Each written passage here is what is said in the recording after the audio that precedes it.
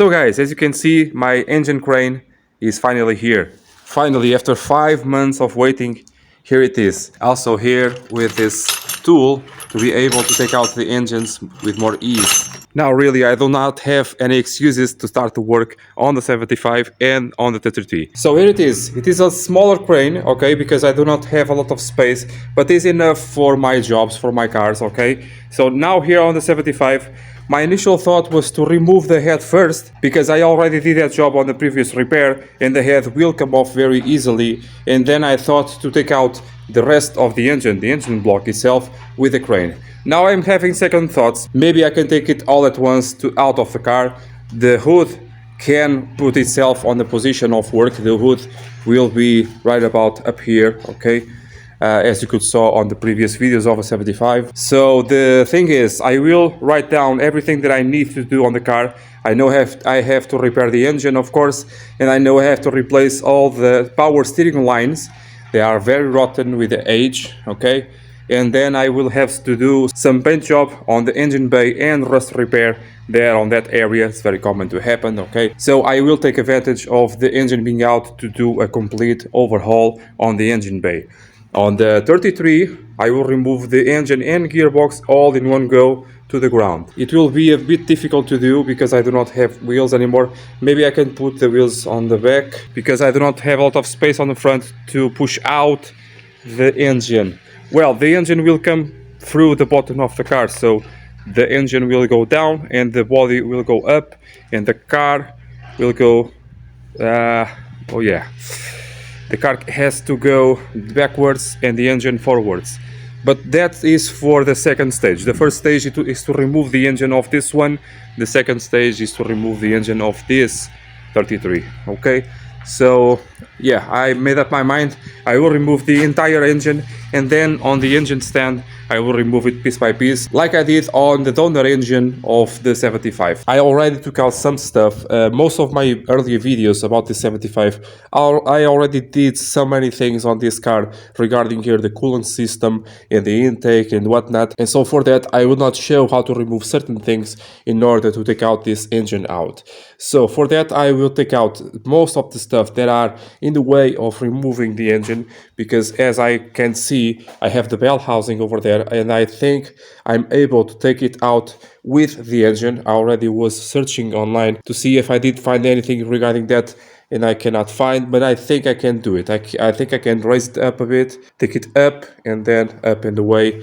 I already took out here the coolant. For the radiator, the perfect way that I find to preserve a radiator, because it will be here for months, it is to put in the coolant inside of the radiator, right until it leaks out, okay? So in this way the metals inside and the rubbers and the plastics will not dry up with the time that it will be disassembled. Underneath the car here, the only job that I have to do is to take out the exhaust over here, right through the headers and until that part over there, until the middle of the car. Disconnect the prop shaft. This prop shaft turns with the speed of the engine because the gearbox is down on the rear of the car, just like some Corvettes and Mercedes nowadays. And back here, underneath here, is just it. Not much things to do underneath here. The rest of the job is all on the top of the engine.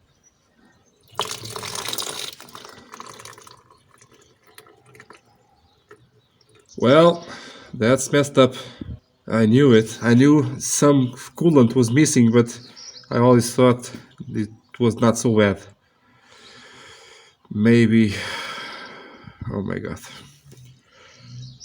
maybe the engine block has collapsed on the part of the cylinders where they have the O-ring. I have to tear everything apart and see what the hell is happening on this block, on this engine. When removing the antifreeze of these Bialbero engines, make sure to take out through this drain plug that is right on the end of the block, near here to the numbers of the block. For example, it is a 22mm socket.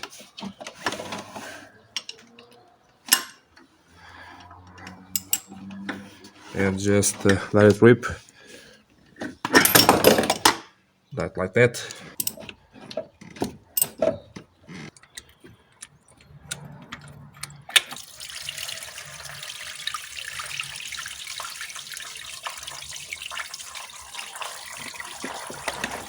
So the exhaust was a hell of a job to do. I really don't like old exhaust systems, mainly on gasoline cars, because they are always very rusted and very difficult to remove. But I'm not really complaining, because I know that on countries that we have more corrosion, salt on the roads and whatnot, it is way more difficult to do this. So now I'm doing here, what's this?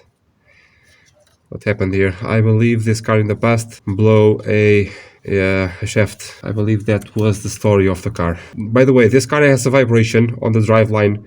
I never did talk about this vibration because I'm not sure where it comes from. The previous owner did manage to balance, not quite, but balance the shaft. But if you accelerate beyond 5,000 RPM, I have a very strong vibration. But I believe the cause of that vibration is the engine, because I have the crook and con rods. So once I have the engine all nice and balanced, I will see if my shakiness, my vibration on the driveline will disappear. That will be for a future video, but definitely will be part of this new series. So removing here the lower support for the bell housing, for this driveline. Next I will have to take out here the bolts for the driveline itself. And for the assembly we have a measurement that we have to do in between the housing itself and the prop shaft. It's 7 millimeters, if you want to know right now, between those two surfaces, the surface of the prop shaft, the surface of the top of the mount. 7 millimeters is the required for this engine. And if you want to adjust that, you will have to put shims in between here, the body of the car, and the support. In that way, modifying here the tolerance in between these two parts. There is a very crucial and specific measurement that is the factory that recommends that, okay?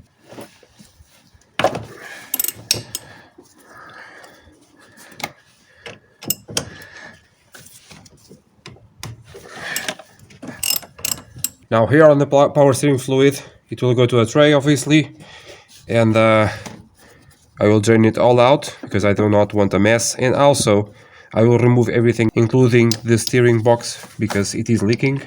Everything on the power steering side is leaking. Hoses, pump, steering rack, everything is leaking. So it will go all out to try to mend everything, to fix everything.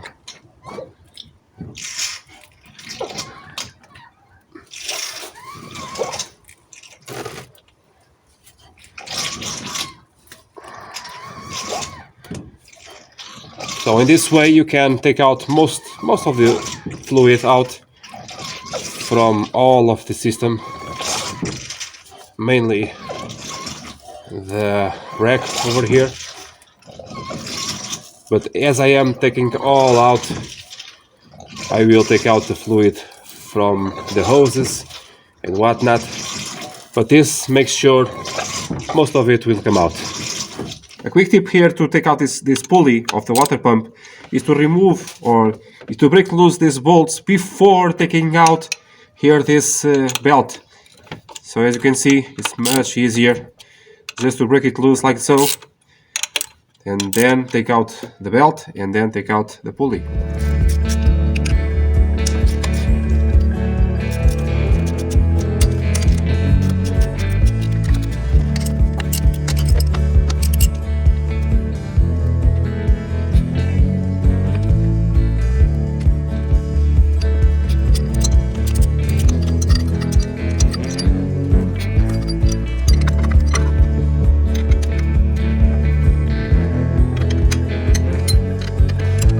Spinning.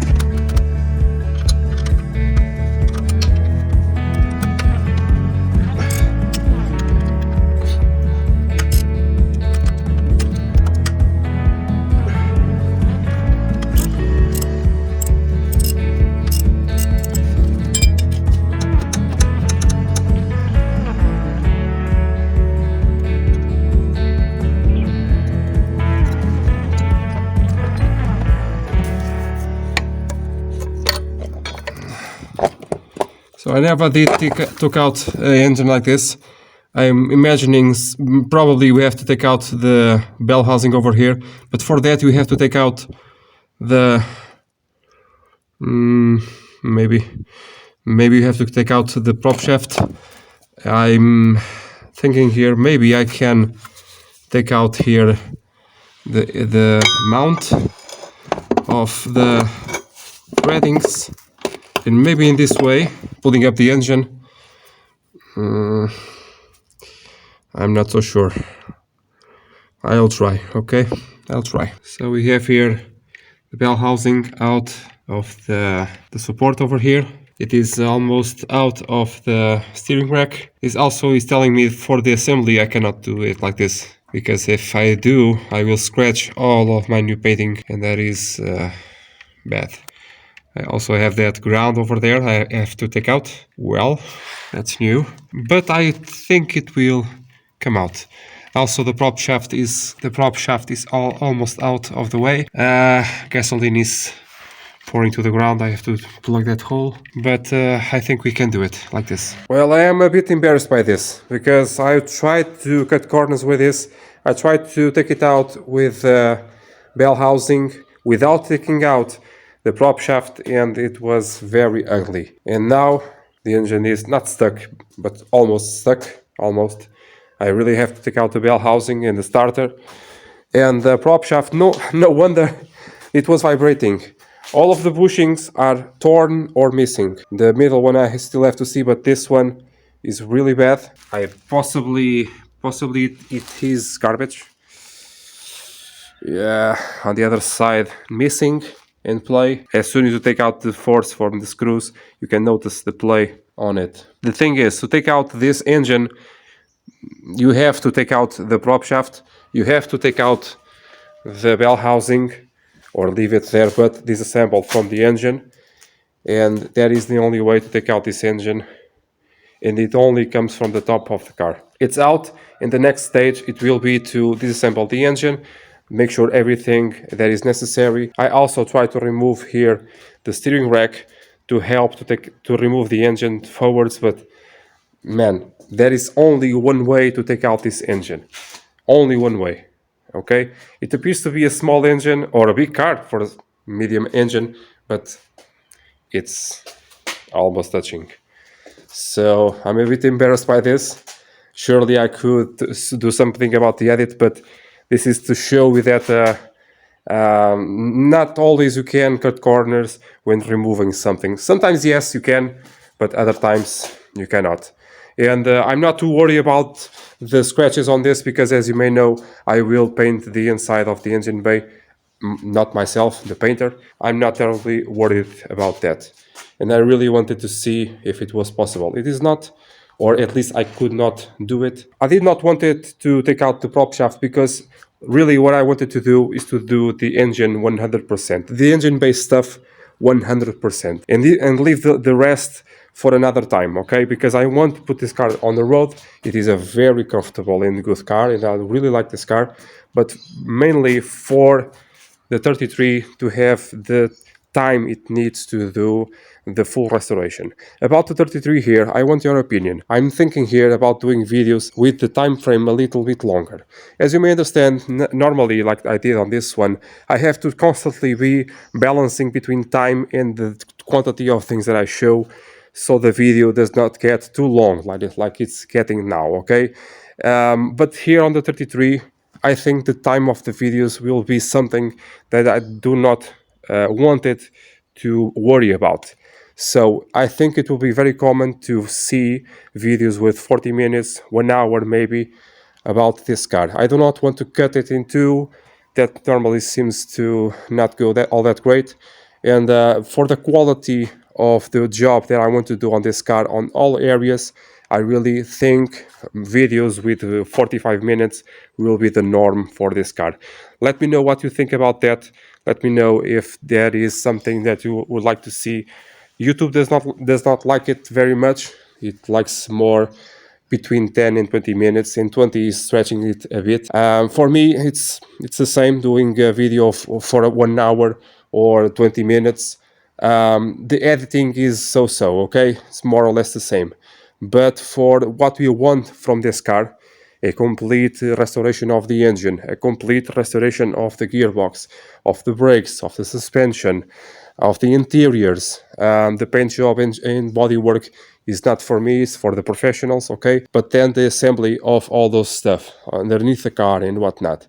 Let me know what you think about that, if it is plausible to do videos a bit longer for this restoration, full restoration. Down on the description there is a lot of information that can be useful for you about this 75, the first season of the repair of this engine, about other areas of the car. I have playlists for electrical parts, I have playlists for mechanical stuff, for suspension, brakes.